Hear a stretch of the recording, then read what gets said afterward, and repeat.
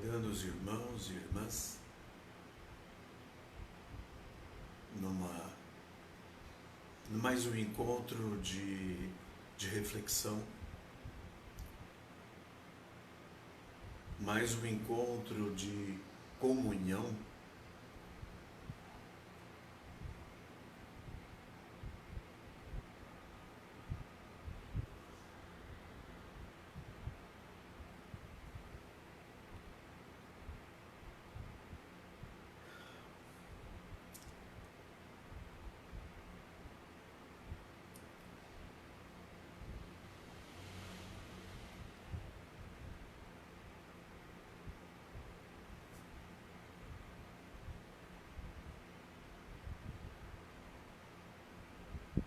Aguardando os irmãos,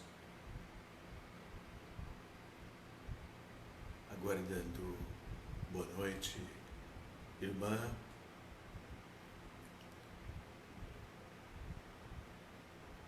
A gente fica aqui nessa... Eu estava falando com a Priscila, né, sobre essa estranha solidão das lives, né? A gente se sente estranho nesse momento porque ficamos absolutamente a sós, né?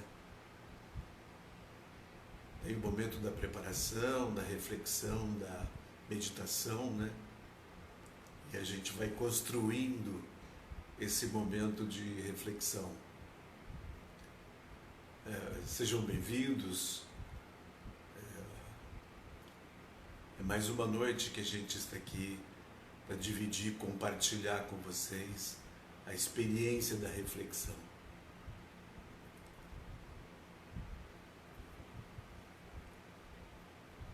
A gente fica um pouco tenso por essa estranha solidão. Essa estranha solidão das lives, né? A gente se sente muito estranho. Busca um cenário novo para compor uma nova cara, né? Para ficar mais interessante, mais gostoso. Em cada canto da casa a gente vai se organizando para isso. É com prazer, então, que nós vamos iniciar esta reflexão acerca da ética. Essa é uma pequena reflexão, na verdade, acerca da ética e moral. É uma pequena reflexão porque a história da ética filosófica e da moral são vastos, profundos. Grandes pensadores ao longo da história trouxeram à tona profundas reflexões, porque trata-se do comportamento humano, né? Antes de iniciar, então, a reflexão, una-se a mim em invocação, em oração. Peço, então, que cerrem os seus olhos, fechem os seus olhos, coloquem a mão direita sobre o coração como devoção ao Deus do seu coração, ao Deus da sua compreensão. Pai nosso que estais nos céus, santificado seja o vosso nome, venha ao nosso o vosso reino, e seja feita a vossa vontade, assim na terra como no céu. O pão nosso de cada dia nos dai hoje, e perdoai as nossas ofensas, assim como nós perdoamos a quem nos tem ofendido. E não nos deixeis cair em tentação, mas livrai-nos de todo o mal. Assim seja. O ethos, ele tem sido objeto de estudo ao longo de todos os tempos e em todos os lugares, pois trata da natureza humana, como a gente vinha falando.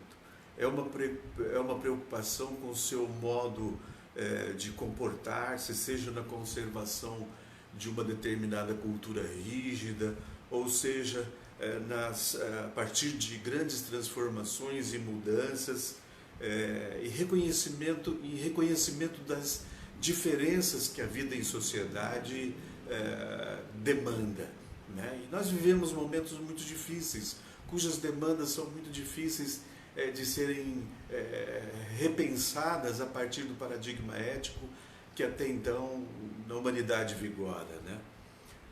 As corporações, a ética no sentido público, ela tem sido tentado algumas questões éticas importantes. Congressos têm sido feitos de ética e moral, né? Seja no âmbito da filosofia, seja no âmbito da bioética, que vem trazer reflexões acerca dos dilemas éticos do projeto Genoma, da questão do aborto. Por trás disso tem sempre uma reflexão antes de se tornar norma. Então, eu não gosto do termo objeto ethos, porque diz respeito a uma forma de tratar algo que é separado de nós, mas nesse início de reflexão a gente vai tratar do ethos enquanto objeto.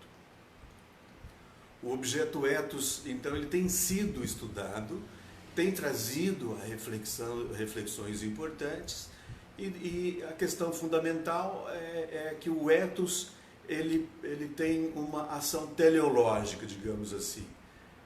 Teleológica no sentido, um fim em si mesmo, né? O fim é o bem, a felicidade. E o outro fim é normativo, é criar leis e normas que orientem a vida humana em sociedade. E assim tem sido desde que a ética, a partir de Platão e Aristóteles, mais especificamente a partir de Aristóteles, ela se torna uma disciplina e vem então trazer a ética como reflexão filosófica, né? Aristóteles tratou o tema de duas formas. Ele tratou o ethos com eta, né? Significando costumes, e tratou com y, tratando das questões do comportamento humano, ou seja, do caráter, né, do indivíduo humano. A partir daí, então, o ethos começa a ser trabalhada como costume, mais especificamente, e lá na frente foi latinizado por mos, mores, moral, né? E moral passa então a ser uma palavra muito mais utilizada, muito mais trabalhada dentro das reflexões filosóficas a partir da sua latinização. As duas podem ser utilizadas de forma intercambiável. Quando nós falamos de código de ética médico, código de ética profissional, nós estamos falando de um código moral. Nós estamos falando de algo que vem de fora, assim como todos os grandes preceitos éticos, eles vêm como condicionamento, na verdade, formando normas, como a gente falou, que é o fim último da reflexão, né? O bem-estar social e a forma da lei. Tornar-se lei para que a gente possa viver dignamente, minimamente, dignamente em sociedade, né? Então, a ética ela toma esse rumo, vem as reflexões do período medieval. Tem um exemplo muito típico do período medieval, é a ética da salvação, que ela é baseada, sustentada basicamente nos 10 mandamentos e no Sermão da Montanha. Então, todo o bojo construído da ética da salvação é a partir dessas reflexões acima de uma ética, né, de um código moral que vem de fora. Então, a ética, ao longo do tempo, ela tem sido trazida à tona como uma reflexão e colocado como norma, né, não possibilitando reflexões a partir de um caráter mais originário, né? A sua construção tem reflexões importantes, eu acho que a gente tem que conhecer essas reflexões, né? Mas não tem contribuído de forma decisiva para que corporações, ou na vida privada ou na vida pública, ocorresse uma modificação e uma transformação importante no ser humano. Não tem ocorrido, a gente não tem visto. O que na verdade ocorre é que a gente vive uma crise ética profunda. A gente vive uma dimensão de um ethos que não se aplica de forma originária, integral no ser humano. Desculpa. Não é um ethos que vem da sua origem, nesse sentido. Não é um ethos que vem de dentro do próprio ser humano. Ele vem de fora como uma norma, uma lei que se aplica à sociedade, a gente segue ou não, não incorporamos aquilo muitas vezes e há então uma dificuldade da gente resolver essa separação, esses dilemas éticos que a gente vivencia.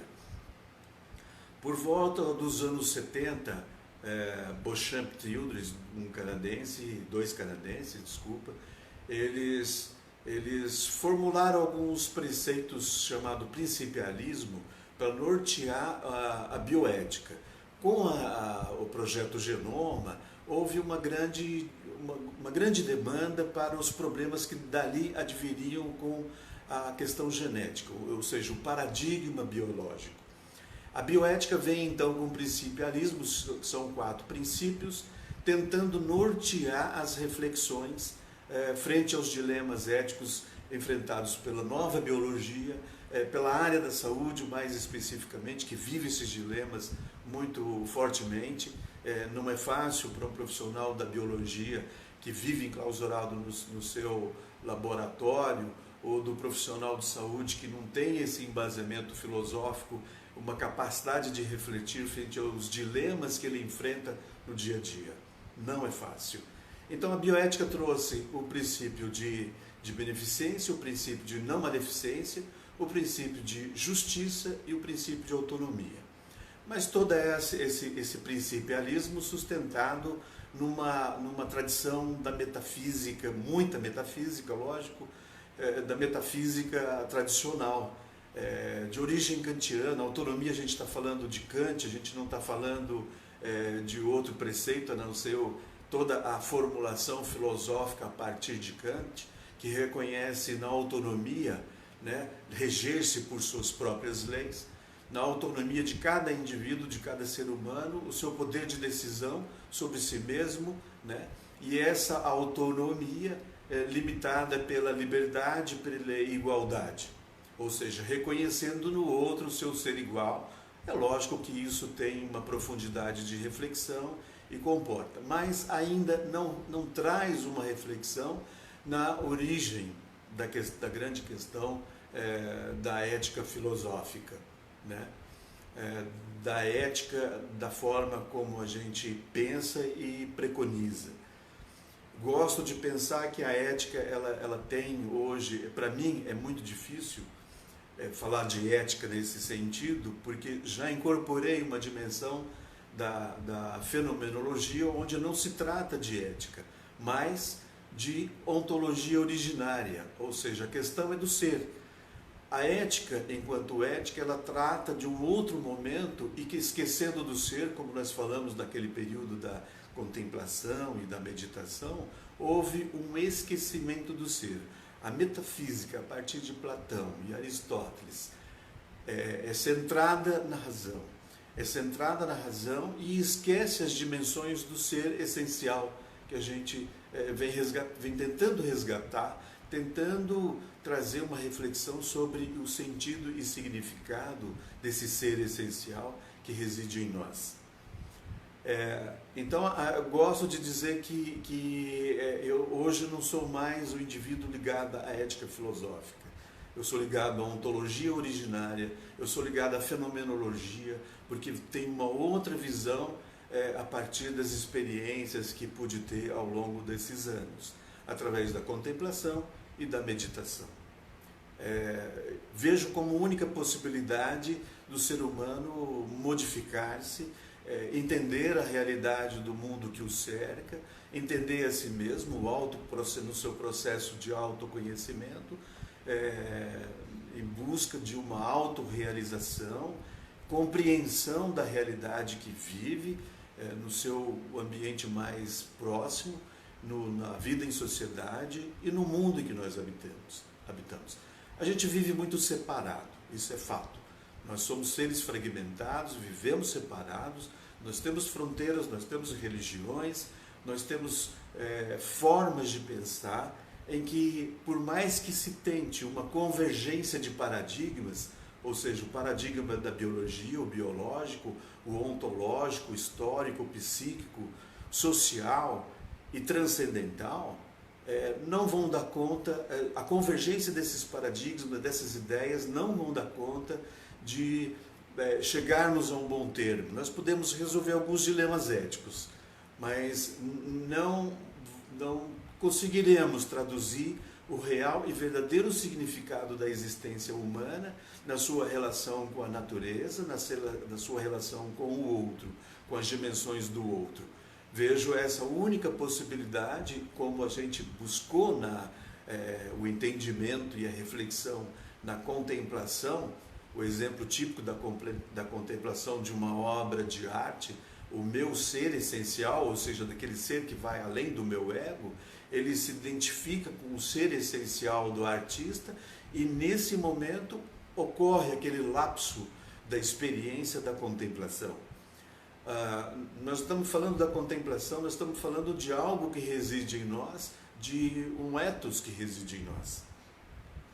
O ethos, na sua origem etimológica, significa morada, ninho, covil de animais. A sua origem é essa. Metaforicamente, passou a ser utilizada, então, pela filosofia com as suas derivações.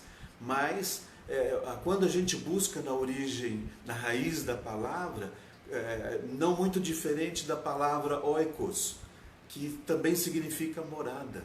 Oikos, que traduz a economia, oikos, nomia, nomos, oikos significa lar, né? Economia, a lei do lar. A economia significa isso, a economia do lar. Quando a gente fala de economia doméstica, a gente está sendo redundante, porque oikos é lar, nomos, lei, a lei do lar. Ecologia é o estudo da morada interna, da morada da natureza, a ecologia externa, a ecologia interior, tudo ecos, volta para a questão da morada. Então, ethos, morada, ninho, igualmente, etologia, estudo do comportamento dos animais, deriva da palavra ethos. Então, ethos, ela tem uma representação da sua significação originária muito mais importante do que a gente poderia imaginar. Quando nós vivemos a experiência da contemplação, quando vivemos os momentos da meditação, nessa busca de um ser interior, algo em contato, em comunhão com o nosso ser essencial, com o nosso mestre interior, nós estamos trazendo à tona uma outra dimensão. Então nós não necessitamos, na verdade, de leis externas, nós não precisamos de normas externas para reger a nossa vida. Nós não necessitamos. É necessário porque a vida em sociedade é complicada e nem todo mundo tem realmente a noção. Mas haverá uma humanidade, uma utopia, em que o ethos se manifestará. Haverá uma humanidade em que cada um de nós brilhará sem necessidade de reger por leis externas, mas reger-se por suas próprias leis. Nós não estamos falando de uma autonomia, porque eu seria kantiano, mas tomada de decisão em que num outro nível, no ágape do processo meditativo, no ágape de uma experiência de contemplação, nós poderemos ascender a outros níveis de consciência e percepção da realidade. Aí vivemos o verdadeiro ethos, vivemos a expressão do nosso ser essencial.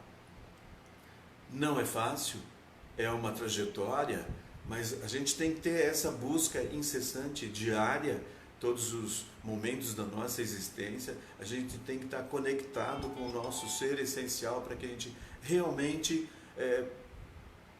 possa ser alguma modificação no mundo, possa ser uma semente de modificação, de transformação do mundo. E aquela grande questão que a gente concluiu na contemplação, o orai e vigiai, primeiramente. Com o orai e vigiai, aquela vigilância, aquela observação atenta, sem condenação, sem interposição de juízo, julgando o outro, apenas observando com carinho, como no seu processo de meditação, na quietude do seu ser, você observando os seus pensamentos com carinho, você observando sem julgamento e sem condenação, aí é possível você saltar para um outro nível de consciência e percepção da realidade. O seu ethos, a morada do seu ser essencial, ela começa a se expressar na sua vida. É a única possibilidade. E essa possibilidade, ela acontece na casa, no trabalho, na corporação, no presidente da empresa. É para todos nós. Não é uma questão, é uma questão muito singular, é de cada ser humano, que vai se multiplicando e deve acontecer em algum momento da existência, se a gente tiver alguma experiência, alguma esperança na existência humana nesse planeta, da forma como as coisas caminham. Eu sei que não é fácil, é muito difícil a gente ter a esperança na humanidade, mas é uma forma da gente ver o mundo e continuar lutando para que as coisas se modifiquem. Muito discurso, a presunção de muito discurso, de pretensa sabedoria, nós vivemos por interesses. O interesse corporativo, há sempre um interesse por trás das nossas ações. A pretensa sabedoria de expor, às vezes, né? Nós somos pretensiosos, a gente tem que ver essa pretensão até com muito carinho, com muito amor, né?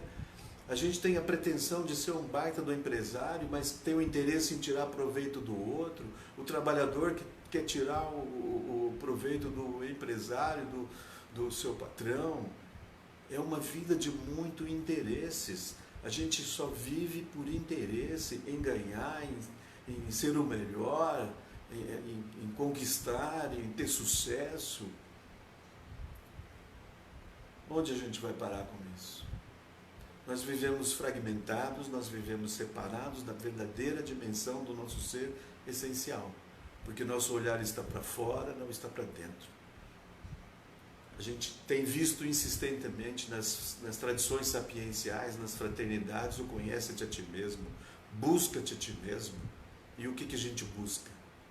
Em ti mesmo. Então, orai e vigiai primeiramente. Segundo, conhecereis então a verdade e a verdade vos libertará. A verdade é essa dimensão do seu ser essencial, desse ser que habita em você. Esse ser essencial vai te possibilitar conhecer a verdade. E a verdade vai te libertar. A liberdade, essa liberdade implica, insisto, implica em compartilhar com as dimensões do outro. Não há outra possibilidade. Não há. Mas quando conhecemos essa liberdade, acontece uma alegria interior no ser humano. Lógico que acontece uma dimensão maior, né, nessa, porque é um compartilhamento que traz uma felicidade, que traz uma alegria. E é um compartilhamento em que eu estou compartilhando através da fala, do discurso com vocês, a experiência, mas é um compartilhamento que muitas vezes se faz pelo exemplo daquele ser que nós somos, que somos reconhecidos pelo outro, sem que muitas vezes falemos, nos expressemos através da fala, através do discurso, né? Através de colocar as nossas ideias, os nossos conceitos, né? Eu sei que Jesus falou, ide por todo o mundo e pregai o Evangelho a toda a criatura, mas eu vejo que o grande Evangelho, essa boa nova, você está sendo exemplo em qualquer momento da sua vida, como exemplo de pessoa, de ser humano, né? De pessoa humana, que é um conceito de bioética. A dignidade da pessoa humana é uma grande questão da ética filosófica hoje em dia, na bioética, né? Respeitando as dimensões da pessoa, a dignidade da pessoa humana. Então, o grande lance é você ter essa noção, né, de que você possa apenas ser um exemplo, sem ficar fazendo proselitismo, inclusive proselitismo religioso, me desculpem, né? Eu acho que não é o caminho, no meu entendimento não é o caminho. Acho que a gente tem grandes lições para serem dadas e mostradas pelo exemplo que nós somos. O Evangelho maior é o exemplo da pessoa humana que você é. Na vida respeitando o outro, seu semelhante, seu ser igual, em todos os momentos da nossa vida de relação. Não vejo outra possibilidade.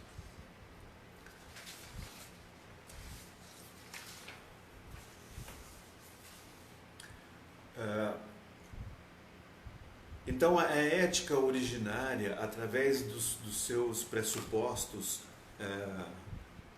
a fenomenologia, ela traz uma reflexão que se aprofunda dentro dessa noção de verdade, de liberdade, em que a gente nós falamos de conhecer a verdade e a verdade vos libertará.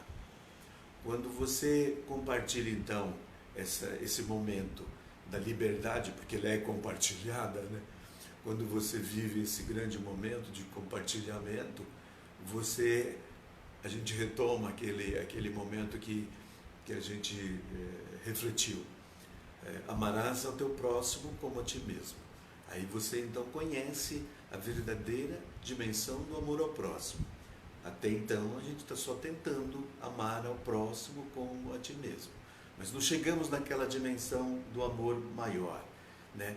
De amar simplesmente sem mesmo nem reconhecer que amamos. O amor, na sua expressão, ele não se auto-reconhece. Por isso não existe a incondicionalidade do amor. O amor é amor. Ele não se expressa da forma condicionada nem da forma incondicionada. Ele é apenas amor. As formas que nós falamos, essas representações, é que para a gente aprenda a amar. A gente está aprendendo, nós somos aprendizes do amor.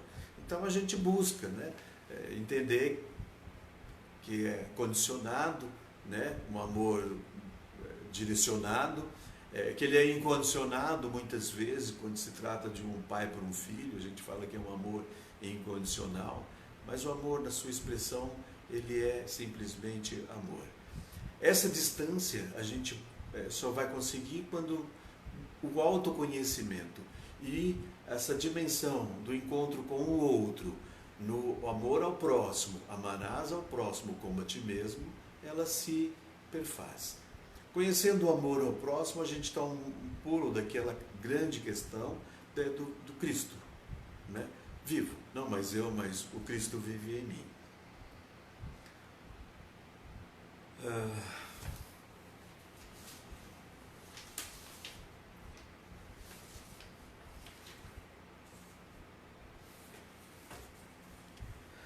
A gente poderia fazer uma reflexão muito maior, né, a respeito de ética, muito mais profunda até.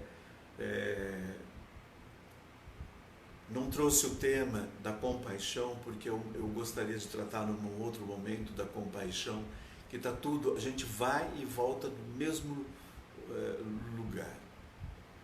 A gente sempre está na mesma questão, no mesmo fundamento, na mesma origem. Alguns anos atrás, como a arte é um fundamento, né, da minha vida, eu acho que a vida de qualquer ser humano, Schiller tem um tratado sobre ética, um grande poeta alemão. Schiller foi amigo de Goethe, grande poeta, reconhecido universalmente, e ele tem um tratado sobre estética, mas sobre grande influência de Kant, mas escreveu maravilhosamente que ele via também como a única possibilidade do ser humano, do encontro do ser humano consigo mesmo, é através da arte. E no caso ele é um grande poeta, né? Então a poesia, novamente, ela traz essa demanda na minha vida. E alguns anos atrás eu tive um sonho e estava declamando uma poesia em sonho, aquela coisa gostosa, aquela emoção aflorou. Eu senti que eu estava enrubescido na face, os olhos marejados, e dormi novamente. No dia seguinte passei o dia em estado de graça, e quando foi à noite era um dia de encontro no centro, quando a gente fazia os encontros às quintas-feiras. Lembro como hoje que o Aderbal estava do meu lado E aí eu falei, mano, empresta um rascunho para mim. Aí eu vivi novamente aquela experiência do meu sonho e eu fiz e faço então esse momento em homenagem ao nosso grande José Pereira, né? Chama-se Orando em Sonho. Existe um Deus que te guarda e te protege de tuas angústias e de teus medos. Existe um Deus que orienta os teus passos neste teu descaminho pela vida. Existe um Deus que contempla o teu sorriso quando o teu coração te alegra. Existe um Deus.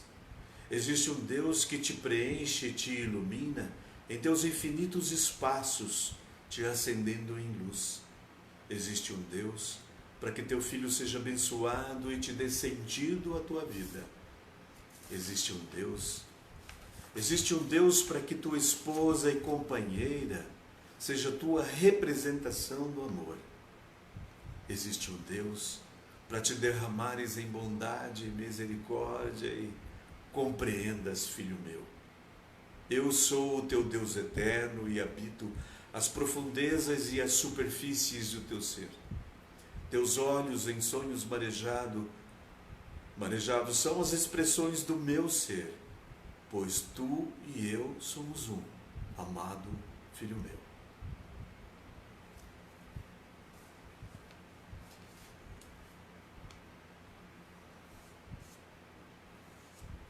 Busquem sempre, então, a reflexão, a meditação. Busquem algo que gostem muito e façam desse gostar muito, algo da sua contemplação, de viver a experiência amorosa da contemplação.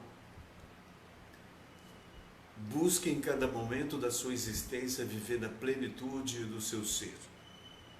Em cada momento. Não adie esse projeto de vida. Não deixe para amanhã o que você pode fazer hoje. O meu muito obrigado pela reflexão que nós podemos fazer hoje. Que a graça e a energia da graça e a serenidade no coração de cada um de vocês esteja na plenitude do seu ser. Uma boa noite para vocês todos. Na paz.